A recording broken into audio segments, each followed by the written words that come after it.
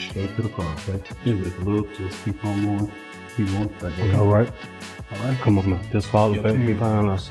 Yeah. While Karmelo Anthony's family spends their time trying to persuade public opinion into sympathizing with them, seeing them as the victim, well, looks like that ain't gonna do much. Welcome back to your daily dose of scandal and glamour. Austin Metcalf's stabbing by Karmelo Anthony was never a mystery. Everybody knew who did it. But what just came out of his parents' financial records has people's jaws on the floor. Investigators stumbled on a secret $100,000 payment made only days before the murder.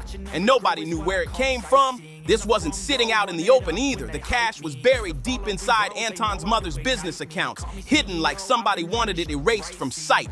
Things only cracked open when the IRS flagged bizarre movements and kicked it up to federal investigators. Prosecutors now say the money was funneled through a Shady Shell LLC, landing straight in the hands of a known associate tied to one of the school employees who just so happened to be at the track meet the night Austin was stabbed. And here's where it gets spine-chilling. The account that received the cash deleted a mere 15 minutes after Austin's stabbing hit the wires. Even worse, the $100,000 transfer was time-stamped exactly 72 hours before Austin's death. There was this kid, before I knew his name now, this kid was sitting under our tent at track.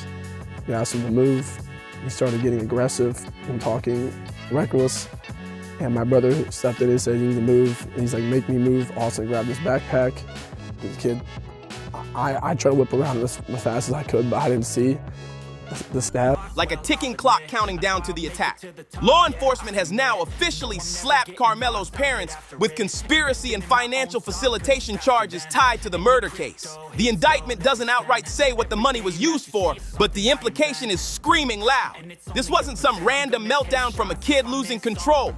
This looks plotted, bankrolled, and maybe even orchestrated by people way bigger than Karmelo himself. And now, after staying quiet through the storm, the Metcalf family finally broke their silence. So Judge John Roach has put in a gag order where nobody associated with either side of this Karmelo Anthony case can speak. Not advocates, not friends, family, witnesses, anybody. Nobody can talk about the case. Delivering a statement that sent shockwaves through the case. The Metcalf family came out swinging, saying that payment is the smoking gun proving Austin was targeted. They're demanding that every single financial move the Anthony family made before the attack be dragged into the public eye. Suddenly, it's not just about Karmelo's actions. It's about who might have laid the groundwork for him and what secrets have been lurking in the shadows all along. That jaw-dropping $100,000 transfer has blown this case wide open. I wonder now if that will ever happen because of what he allegedly did next on April 2nd. That day, Karmelo Anthony and Austin Metcalf got into a confrontation under the tent, turning a local tragedy into a full-scale federal manhunt. Investigators are now dissecting every move the Anthony family made in the critical days before Austin Metcalf's death, and the picture forming is pitch black.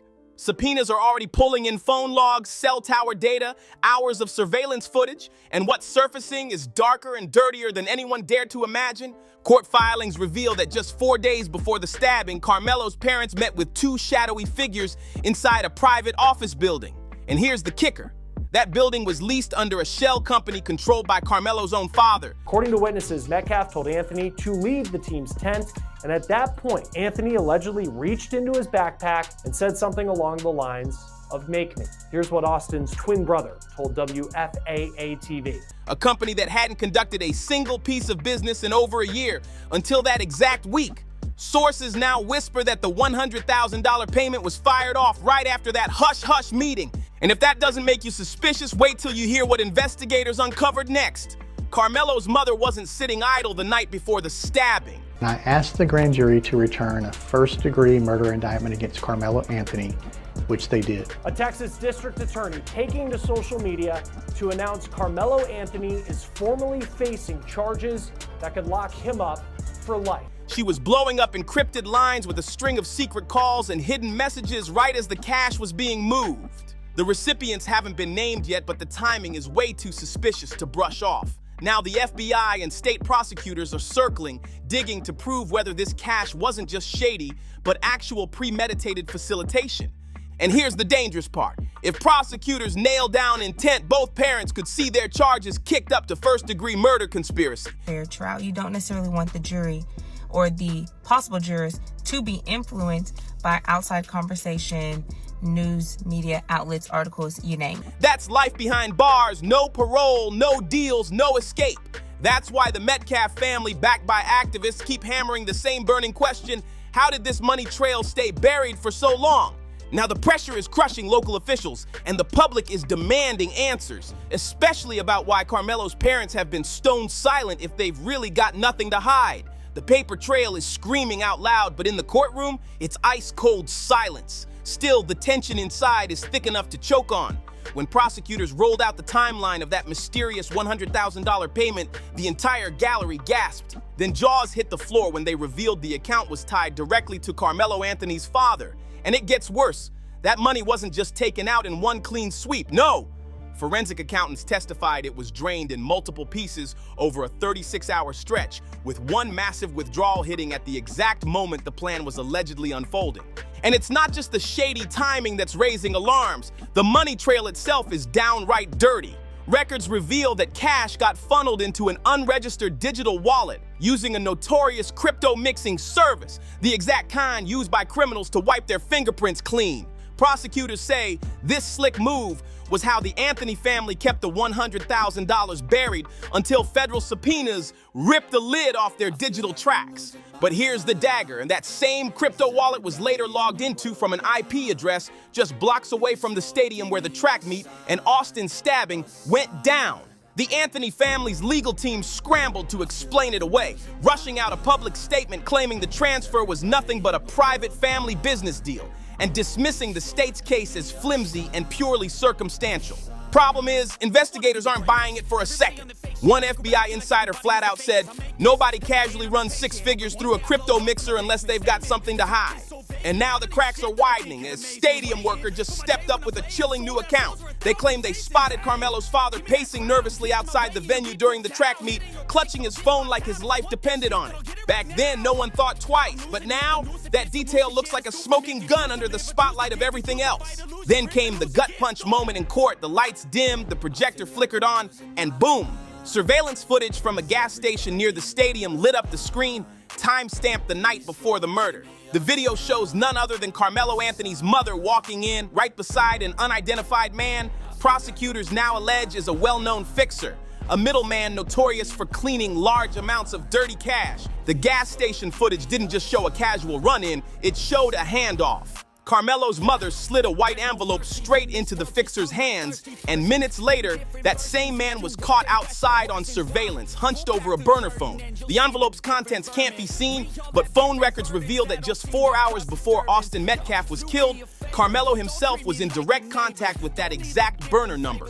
Prosecutors now have a name for this chain, the triangle of intent. Mother to middleman, middleman to burner phone to Karmelo. And if the state can prove this connection in court, the Anthony family's entire defense could shatter in real time. The prosecution is stacking every piece of evidence to paint the parents as puppet masters, saying they weren't innocent bystanders at all, but active players, moving money, making key calls, crafting digital smokescreens while knowing full well what was about to happen. But the defense isn't going down quietly. They argue the video proves nothing sinister, claiming the mystery man with Karmelo's mother was actually hired as private security after the family got threats.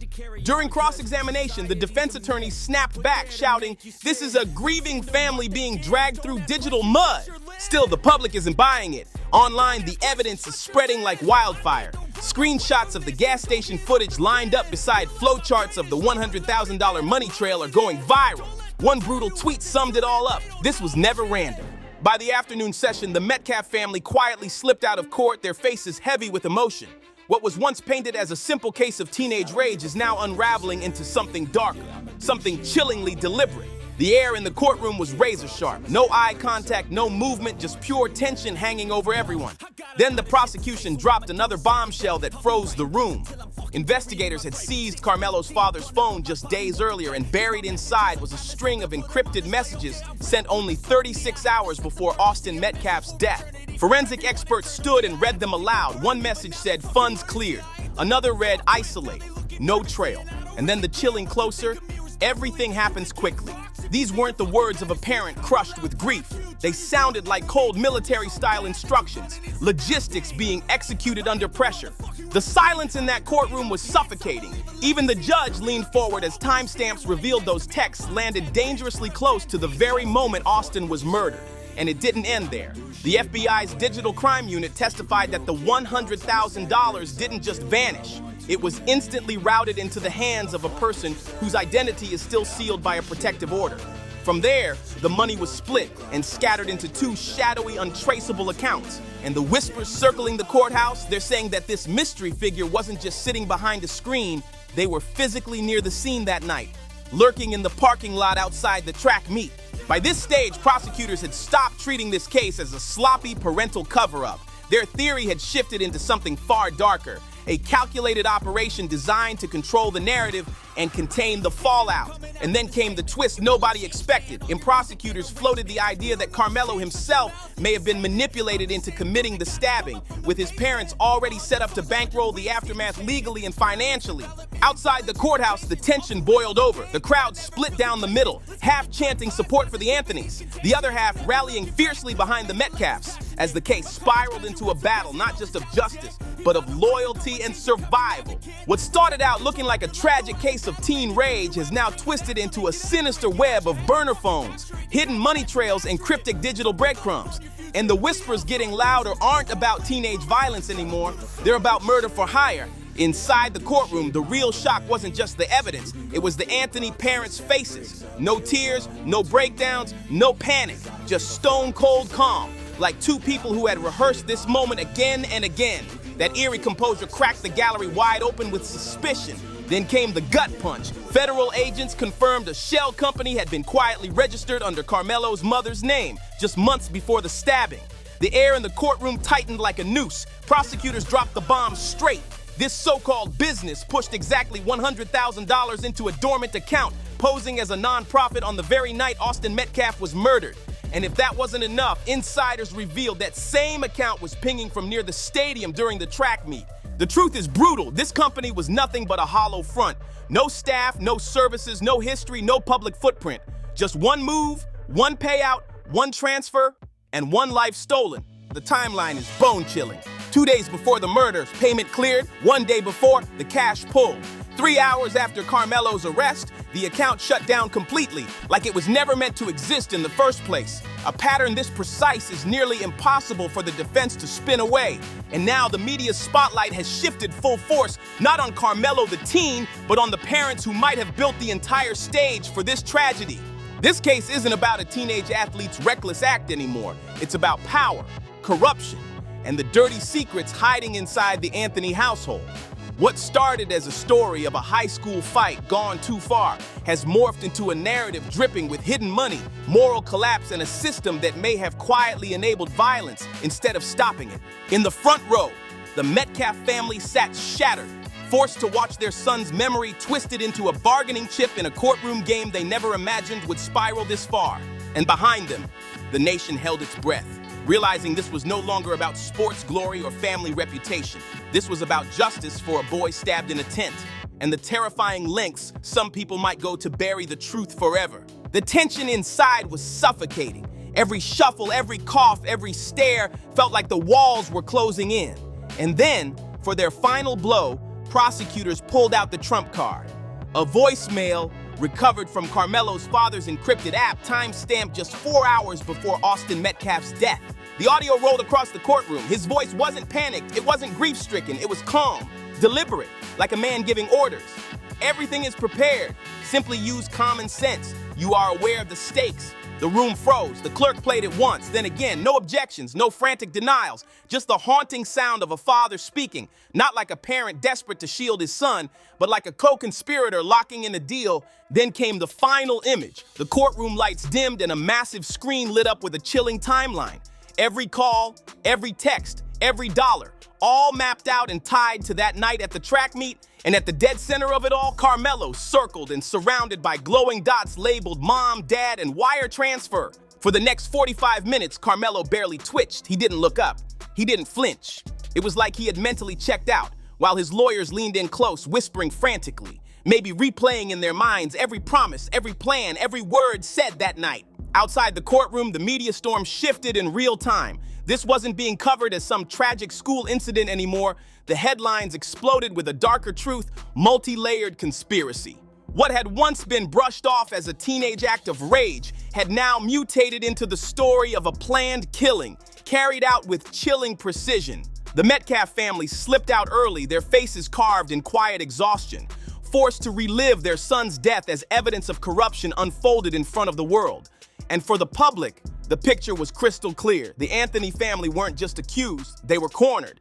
And while the jury still holds the power in the courtroom, the verdict in the court of public opinion has already been delivered. This wasn't a heat-of-the-moment clash. It wasn't self-defense. It was something far more sinister. And with that timeline burning on the screen, the last fragile thread holding the Anthony family's story together finally snapped. And if you enjoyed this video, don't forget to like, subscribe, and share to stay in the loop with all the latest. Hit that notification bell so you never miss an update, and I'll catch you in the next video.